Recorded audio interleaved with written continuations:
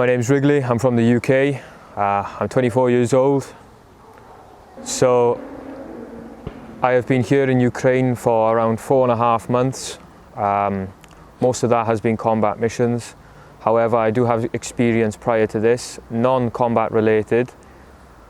I used to be a firefighter, so I am the team medic as well. Fear, no, but uncertainty, yes. I wasn't sure if I was meant to be here, or if it was the right choice. However, being here has solidified my choice of being here. I'm glad I came. The women and children do not deserve what they have every single day, and I am glad I am here. So I have been in the Legion for around 4.5 months. Combat experience, most of the time it is just drones, whether that be assaulting, reconnaissance missions, or even just walking back to a safe location. The drones are everywhere, and that is the main threat of this war.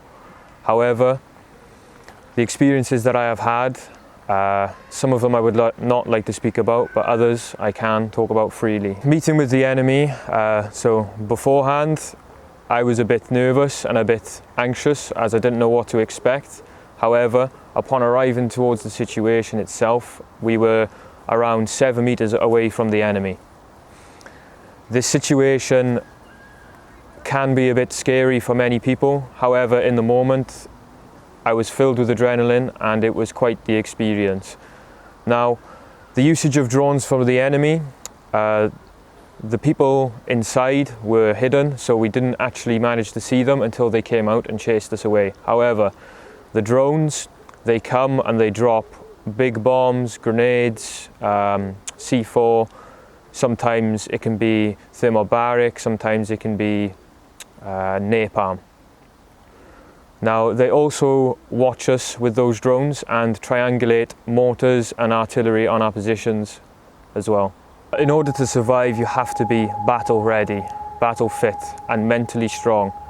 To survive in this situation, what personally I did is I suppressed the enemy and helped my team move back whilst they suppressed the enemy. Now with the drones, it becomes a bit more difficult and we have to watch out for the drones and the enemy. However, the bigger threat usually is the drones because they are the ones chasing you down most of the time.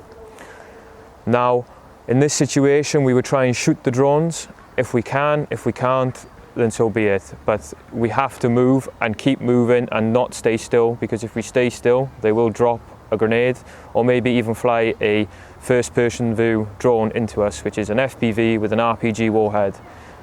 Now, this entire situation was very dangerous because even as we were withdrawing, they started bringing mortars and artillery on our positions, and when they couldn't reach us with those, they brought in 6 to 7 drones, each with 2 payloads.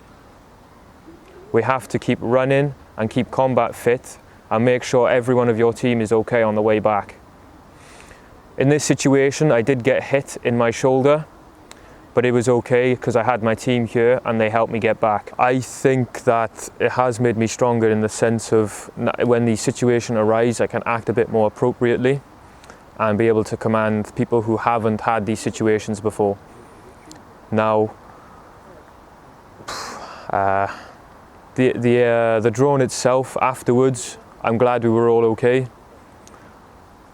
Some people don't like to relive it, which I understand, because many people lose their lives in situations like these, but you have to act accordingly and react spontaneously and correctly. To the people who want to come here, they need to be 100% sure this is what they want, and they need to have everything back home sorted. If you come here with issues back home, it can be a bad time for you here. Now, if you do come, you need to be as fit as you've ever been. You cannot come and just be lazy. Proactive. You have to be proactive and remain fit. I recommend running, push-ups, pull-ups, sit-ups. You have to be strong and you have to be mentally strong. So always push past your boundaries, and if you do come, just be ready for war.